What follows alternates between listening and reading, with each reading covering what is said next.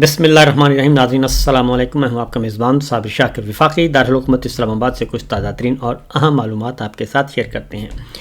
साबिक वज़ीर-ए-आज़म इमरान खान और जनरल आसिम मुनीर साहब के दरमियान कांटे का मुकाबला चल रहा है। इमरान खान साहब जेल में मुक़य्यद हैं और वो ख़त पर ख़त लिखे जा रहे हैं। आज उन्होंने तीसरा ख़त लिख दिया है chief of army staff general Asim Munir साहब के नाम। ये तीनों ख़त खुले ख़त थे, ओपन लेटर कहलाते हैं ये। इस बारे में पहले DGISPR कहते थे कि हमें कोई ख़त मिला ही नहीं। फिर जो हामी लाइक माइंडेड दानिश्वर थे उन्होंने भी कहा कि जनाब ख़त तो लिखा ही नहीं गया, ख़त तो मिला ही नहीं।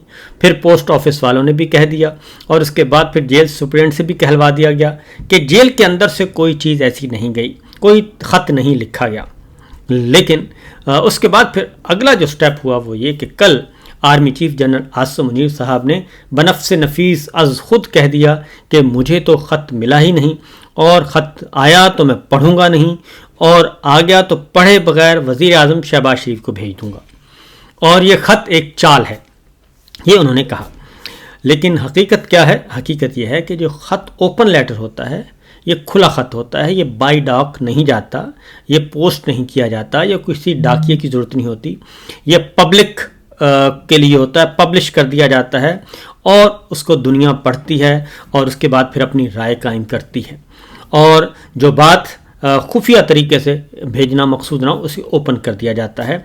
असल प्रॉब्लम ये है कि किसी को पता नहीं है कि ओपन लेटर में और दूसरे ख़त में फ़र्क क्या है, क्योंकि ये तारीख़ अगर उठाकर देखें तो बहुत सारे सियासतदान जो हैं और तारीख़दान जो हैं वो बहुत इस तरह के खतूत लिखते रहे हैं और फिर वो खतूत जो हैं वो तारीख़ का हिस्सा बन जाते हैं, रिकॉर्ड का हिस्सा बन जाते हैं और फिर उसको रेफरेंस के तौर पे इस्तेमाल किया जाता है। यही काम साबिक वज़ीर-ए-आज़म इमरान खान कह रहे हैं और जो इस वक्त पाकिस्तान में मुसल्लत है फाशिस्ट अप्रोच और फाशिस्ट हुकूमत पिछले 3 सालों से हो रहा है, उसके बारे में वो निशानदही कर रहे हैं बार बार। पहला ख़त लिखा, दूसरा लिखा और अब आज जब वो ईवान सदर में जनरल आसिम मुनीर साहब तरदीद कर रहे थे और कह रहे थे कि मैंने ख़त नहीं पढ़ना, एन उसके कुछ देर के बाद इमरान खान साहब ने एक और ख़त लिख दिया और उसमें भी उन्होंने आड़े हाथों लिया। उन्होंने कहा कि मैं अपनी ज़ात के लिए कोई डील या अपनी जमात के लिए कोई रियायत नहीं मांग रहा। बतौर साबिक वज़ीर आज़म और मुहिब वतन पाकिस्तानी के मुझे सिर्फ अपनी फ़ौज की साख की बहाली और वतन अजीज़ का मफाद मकसूद है।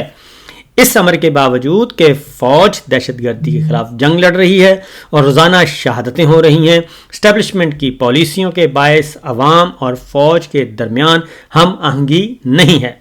मैं ISPR से कहता हूँ कि झूठा बयानियाँ न दिया करें और बार बार ये कहना कि फ़ौज सियासत में मुदाखलत नहीं करती कौम की अक्ल की तौहीन है। इमरान खान ने यह कहा कि सोशल मीडिया के इस दौर में कोई चीज़ नहीं छुप सकती। मुल्क का बच्चा बच्चा वाकिफ़ है कि आर्मी चीफ ही इस मुल्क का निज़ाम चलाते हैं। इंतखाबात में धांधली हो या अरकान पार्लियामेंट की खरीदो फरोख्त, अदलिया की तबाही हो या अवामी राय दही पर कदगन काले कानून, न सिर्फ हमारी बाशऊर कौम बल्कि आलमी बिरादरी को भी मालूम है कि इसके पीछे कौन से नामालूम हाथ कार फरमा हैं। लिहाजा मेरी इनसे गुजारिश है कि गलत बयानी से गुरेज किया करें, क्योंकि ये सिर्फ मनहैसुल इदारा फ़ौज की बदनामी का सबब बनती है। इमरान खान साहब ने कहा कि 5 नुकात पर मैं रोशनी डालूंगा। फिर उन्होंने 5 नुकात वो बताए जिसकी वजह से उन्होंने कहा कि पाकिस्तान आज तबाही के दहाने पर है। और पहला नुक्ता उन्होंने ये कहा कि धांधली ज़दा इंतखाबात के ज़रिए कौम की जानिब से मुस्तरद शुदा चेहरों को मुल्क पर मुसल्लत करना ये सबसे बड़ी वजह बनी और इस्टेब्लिशमेंट की इस पॉलिसी की वजह से मुल्क का शदीद नुकसान हो रहा है।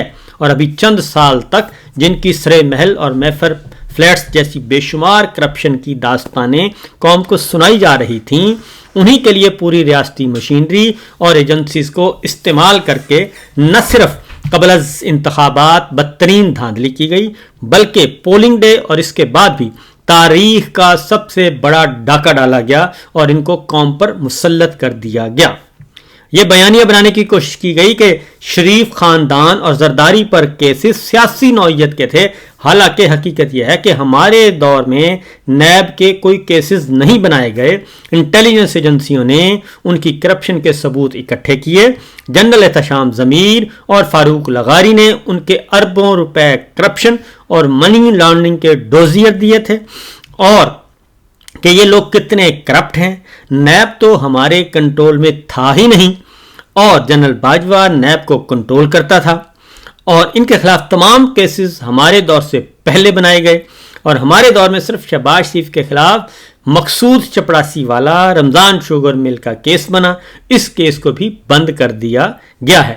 قوم نے دیکھا کہ انہی نیبزدہ چہروں کو ڈیل کی ڈرائی کلین مشین سے گزار کر دوبارہ پاکستان پر مسلط کر دیا گیا۔ نیب ترامیم کے ذریعے NRO دینے کے اس عمل سے ملک کی معیشت کو 1100 ارب کا نقصان ہوا، اور اس فراڈ کے تانے بانے ملائیں تو تمام کٹھ پتلیوں کی ڈوریاں ایک ہی ہاتھ کی طرف جاتی ہیں، اور اس کا سارا نزلہ فوج پر گر رہا ہے۔ اس کے بعد عمران خان صاحب نے کہا کہ جمہوریت کا خاتمہ کر دیا گیا، اور جمہوریت اخلاقیات پر چلتی ہے، لیکن حکومت کے پاس اخلاقی قوت ہو تو جمہوریت چل سکتی ہے، ورنہ نہیں۔ اور یہی کام کیا گیا، اور 30 سال عمران خان صاحب نے کہا کہ 30 سال لگا کر پاکستان میں رفتہ رفتہ جمہوریت کی کچھ بحالی ہوئی تھی، عدلیہ مسلسل جد و جہد سے خود مختار ہوئی تھی، میڈیا کچھ آزاد ہوا تھا، اور ملک بہتری کی طرف جا رہا تھا، لیکن پہلے سازش سے ہماری حکومت کو ہٹایا گیا، اور پھر اس کے بعد ہماری حکومت کو ہٹانے کے بعد پھر جعلی حکومت مسلط کی گئی، اور پھر آئین توڑا گیا، انتخابات ملتوی کیے گئے، نشان چھینا گیا، سارے انہوں نے گنوائے، تمام کے تمام جو سیاسی انتقام کا نشانہ بنایا گیا، اور پھر فراڈ الیکشن کروانے کے لیے بلے کا نشان چھیلا گیا، اور پھر اس کے بعد فارم 47 کے ذریعے یہ جعلی نظام قائم کر دیا گیا، اور آئین اور جمہوریت کو رون ڈالا گیا۔ انہوں نے کہا کہ جناب آرمی چیف الیکشن آڈٹ کے خود مختار ادارے پتن کی رپورٹ جو ہے وہ اس سلسلے میں سب کی آنکھیں کھولنے کے لیے کافی ہے، کیونکہ وہ نہ میں نے تیار کی ہے، نہ آپ نے تیار کی ہے، اور نہ ہی کسی اپوزیشن نے تیار کی ہے۔ وہ ایک انڈیپینڈنٹ خود مختار ادارہ ہے، اس نے رپورٹ تیار کی ہے جس میں دھاندلی کے 64 نئے طریقے دریافت کیے گئے الیکشن فروری 2024 کے لیے، اور الیکشن پر ڈاکہ ڈالا گیا۔ صرف اس کا مقصد یہ تھا کہ پاکستان تحریک انصاف کو آؤٹ کرنا تھا اور ڈیمولش کرنا تھا، اور عمران خان کو بھی نکالنا تھا پروسیس سے، سیاسی عمل سے۔ یہ سب کچھ کیا گیا، اور انہوں نے کہا کہ اس طرح کے اقدامات سے بالکل آپ بھول جائیں کہ اس جعلی نظام کے ذریعے آپ ملک میں کوئی بہتری لا سکتے ہیں، اور نہ ہی کوئی بہتری آئے گی۔ اور انہوں نے یہ بھی کہا کہ جس کے پاس عوامی مینڈیٹ ہو اور جس کے پاس اخلاقی طاقت ہو، اصلاحات کرنا NRO جعلسازی سے اقتدار لینے والوں کے بس کی بات نہیں ہے، یہ کام مشکل ہے۔ یہ صرف وہ کر سکتا ہے جس کے پاس مورل اتھارٹی ہو، اور مورل اتھارٹی ہوتی ہے جو جمہوریت کے ذریعے سے آیا ہو۔ یہ ساری باتیں عمران خان صاحب نے کی ہیں، اور انہوں نے کہا کہ ذاتی مفاد سے بالاتر ہو کر اپنی غلطیوں سے سبق سیکھ کر تمام اقدامات اور پالیسیز کو آئین اور قانون کے دائرے میں لانا چاہیے۔